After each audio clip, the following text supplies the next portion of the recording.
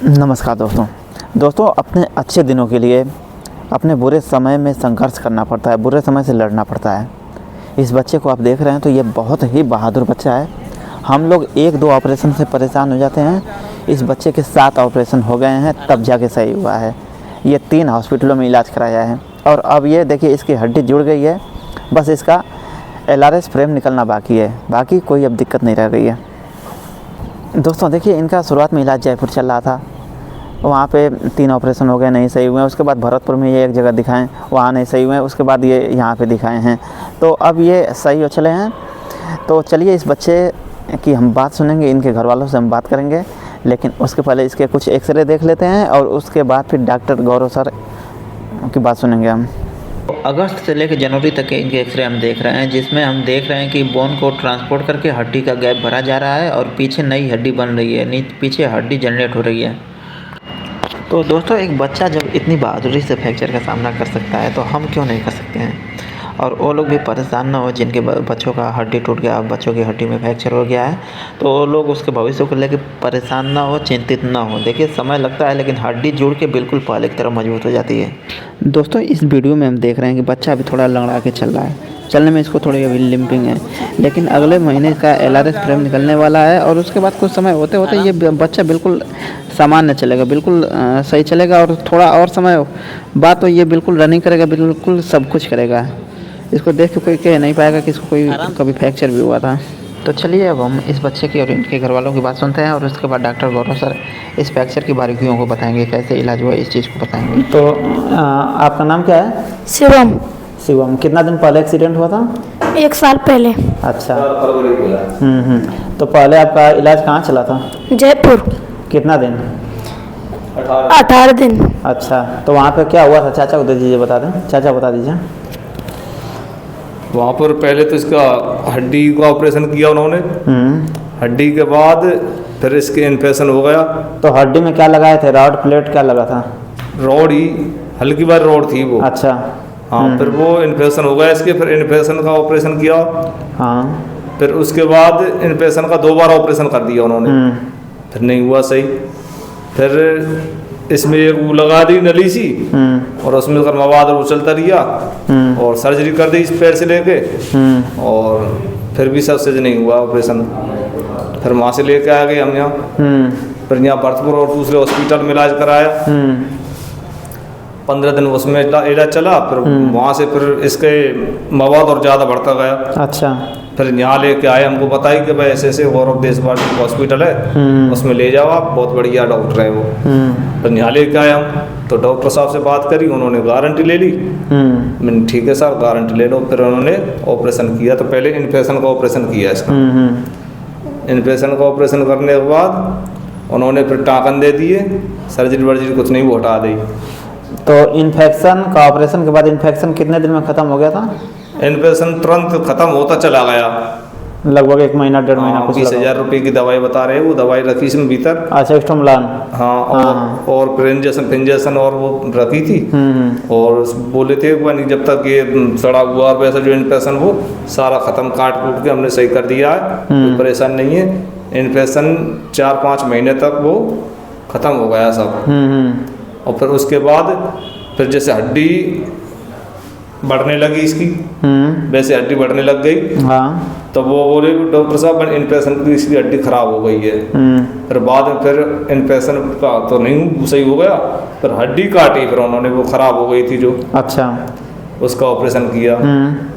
उसके बाद फिर जाल पाल लगाया ये, और फिर जब सही हुआ है, फिर अब ये हड्डी बढ़ गई और सब सही है। अब तो हड्डी बढ़ गई है, बढ़ गई और हड्डी जुड़ गई पूरी, अब जुड़ गई हड्डी। अच्छा, हड्डी जुड़ गई है। हड्डी जुड़ गई, पूरा पैर बिल्कुल सही है, पहले जैसा हो गया है। मतलब हड्डी में जो इन्फेक्शन था वो काट के, और फिर उन्होंने ऊपर से कट किया, और फिर ये स्ट्रेचर लगाया, उसमें चूड़ी कसनी पड़ती थी, वो हड्डी बढ़ गई है, और आज की तारीख में बिल्कुल दंड है अभी। अच्छा। और कैसे चलते हो भाई, जरा दे दीजिए इनको। चल भाई चल, माइक दे दीजिए। ले। बढ़िया चल लेते हो? हाँ बढ़िया चल लेते हैं। सब सही है? हाँ सही है। अब तकलीफ दर्द और नहीं? कब निकालेंगे डॉक्टर साहब, क्या बता रहे हैं? 1 महीना बाद। 1 महीना में निकल जाएगा। नमस्कार दोस्तों, जैसे कि हम आपके सामने हड्डी के इन्फेक्शन और उसके ना जुड़ने के केस लगातार लेके आ रहे हैं और उनको आपको डिस्कस करके बताते हैं कि उसमें समाधान किस तरह से हुआ। तो आपके पास जितने भी अब तक के केस आए हैं उनमें अधिकतर जो पहले के केस थे उनमें एडल्ट वयस्क लोगों के हड्डी के इन्फेक्शन के केस थे। आज जो ये केस है उनसे डिफरेंट हैं। ये एक बच्चे हैं जो कि 13-14 साल के बालक हैं। इनकी जांघ की हड्डी में फ्रैक्चर हुआ था। फ्रैक्चर के समय इनकी जांघ की हड्डी मांस में से बाहर निकल के आ गई थी, जिससे कि उसमें इन्फेक्शन बन गया था। उस इलाज के दौरान हड्डी को अंदर सेट किया, प्लास्टिक सर्जरी करी मांस की, और हड्डी में फीमर बोन में जांघ की हड्डी में 2 टेंसनेल डाली। उसके बावजूद इनका इन्फेक्शन नहीं रुका और इनकी फीमर की बोन में इन्फेक्शन हो गया। तो पहले का इलाज इन्होंने और कहीं लिए थे। जब ये हमारे पास आए थे, जब इनकी फीमर की बोन में इन्फेक्शन बन चुका था, उसमें से मवाद आता रहता था और हड्डी नहीं जुड़ी थी। ये इनका पहले का एक्सरे है। जब ये हमारे पास आए थे तो इनकी बोन का फ्रैक्चर इस जगह से था और उसमें 2 टेंसनेल डली हुई थी, और टेंसनेल डलने के बाद इनके मवाद इसमें से बना रहता था। तो हमारे पास ये मार्च के महीने में आए थे, मार्च 2023 में। हमने इनका एक्सरे कराया था। एक्सरे में इनकी ये स्थिति थी, इनकी हड्डी में जुड़ाव नहीं था और इनके पैर में से मवाद आता रहता था। दोस्तों, ऐसी स्थिति में सबसे पहले हमारे पास ये था कि हम इनकी हड्डी को बचा के रखें। जितना हड्डी इनकी बच जाए, इनकी बोन ना काटनी पड़े, बोन ना हटानी पड़े, और अगर वही बोन इन्फेक्शन रहित हो जाए किसी ऑपरेशन से, तो हमने इसी प्रयासरत चलते हुए इनके बोन में स्टिमुलान बीड्स डाली, और स्टिमुलान बीड डाल के पूरी हड्डी को साफ़ करके हमने वो टेंसनेल निकाल के फिक्सेटर लगा दिया था।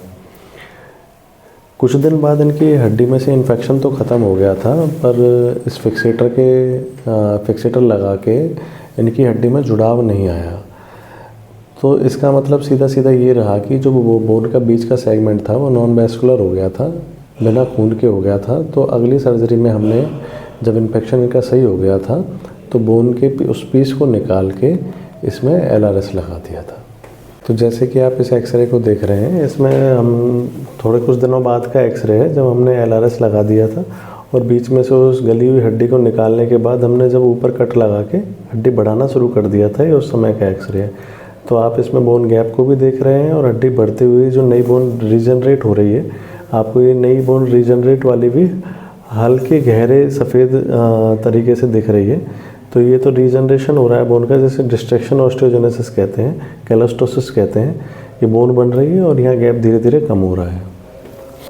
दोस्तों, कुछ दिनों बाद का एक्सरे है, जब बोन काफ़ी बन चुकी है और गैप भी लगभग ख़त्म हो गया है।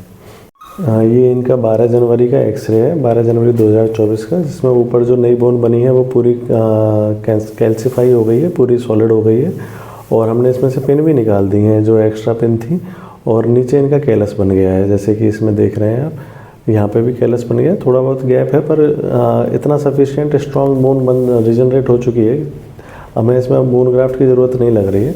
और पेशेंट भी आराम से LRS पूरा हमने फ्री कर रखा है। पूरा इसकी जो पिन है वो जो फ्रेम पे है हमने लूज कर रखी है, और ये पूरा फुल बेड डाल के आराम से चल रहे हैं।